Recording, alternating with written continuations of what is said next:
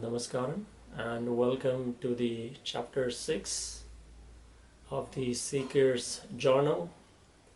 So, like I mentioned in the earlier chapter, I took the night bus and I traveled down south from Tiruvannamalai to Isha Yoga Center.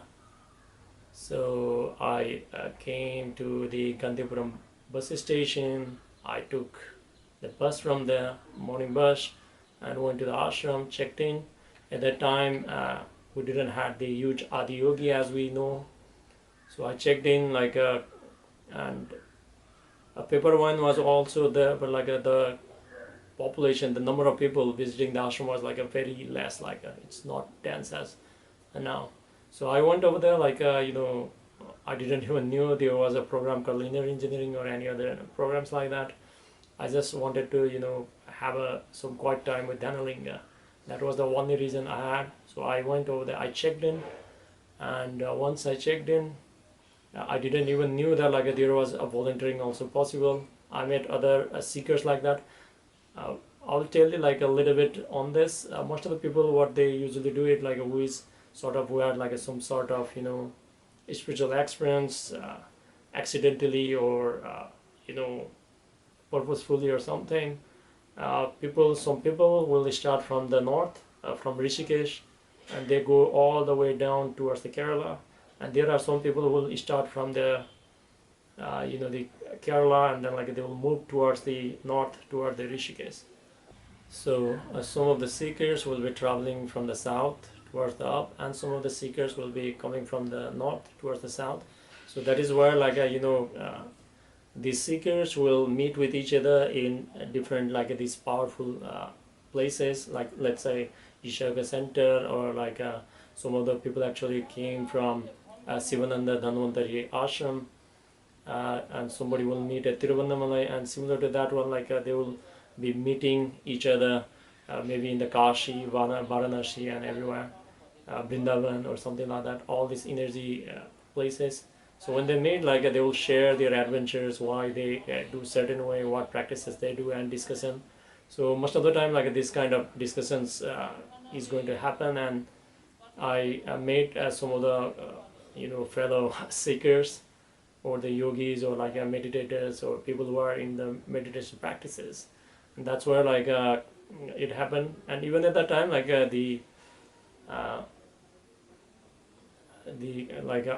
I didn't knew about the volunteering activities, but some of the people who were not even doing any Isha practices, they were involved in the volunteering thing also.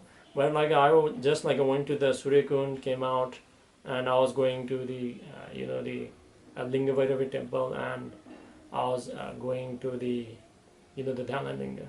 So when I went the first time, I went to the Dhanalinga, I didn't know about all the things. I went over there, sat there down.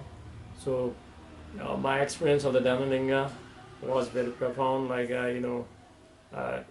It was a very much calm and everything, completely calm. No spiritual experiences as per se I had earlier, but the experience of the Dhanalinga was quite profound, and it was the experience of the timelessness.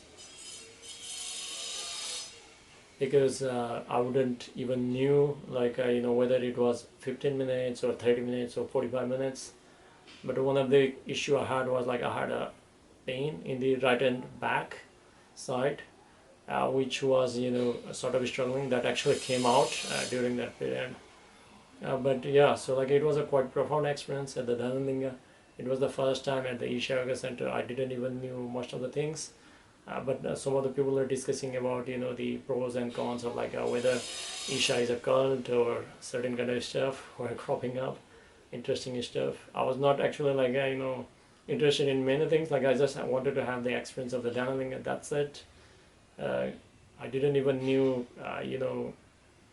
about, like I said, inner engineering or any other programs existed at the Isha Yoga Center. So I stayed there for 3-4 days. But one of the profound experience was the Linga Vairavi. So in the next day, I went to the Linga Vairavi temple and then sat down over there as the mantras were chanting. Tears were coming out, and it was quite a profound experience. So So yeah, so that was my first contact with the Isha Yoga Center, but still I didn't even knew like the full potential of the ashram at that point of time.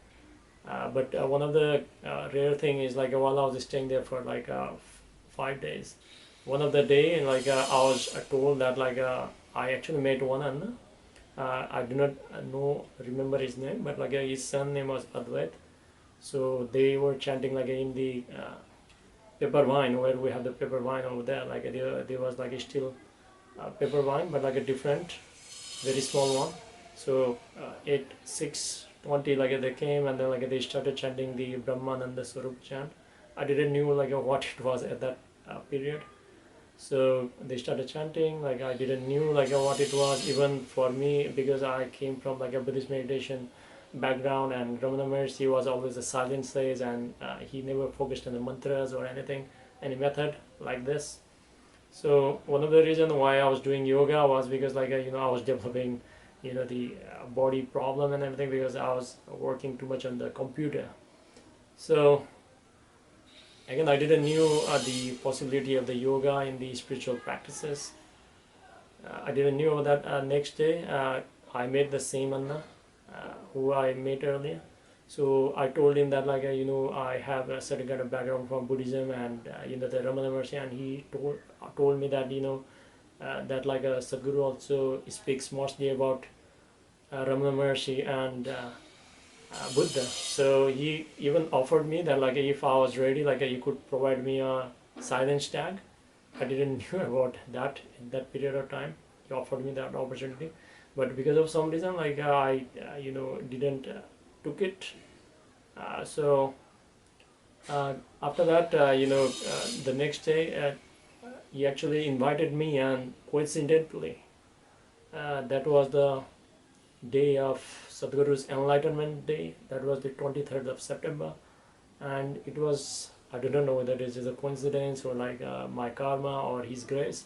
I was in that ashram, and when we went to the Adi Yogi Alayam, I didn't even knew that Adi Yogi Alayam was there. Like most of the time, like it was not open for the visitors, but that day, like it was open to us. When we went over there, he was sitting in the Vajrasana. Everybody was sitting in the Vajrasana, and then they started chanting the Nirvana Satakam, the chant by Adi Sankaracharya.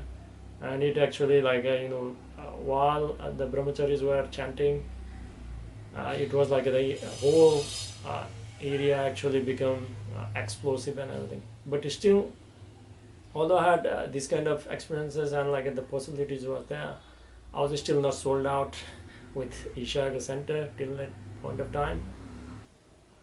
So this was my first visit to the Isha Yoga Center. I didn't knew the potential of the Isha Yoga Center. The only reason I went there was because of the Dhanalinga, and now like I cannot live without it. I carry the Dhanalinga daily and Sadhguru within me. So we'll continue the journey on this Seeker's Journal, how I got initiated into Shambhavi, and the story so far.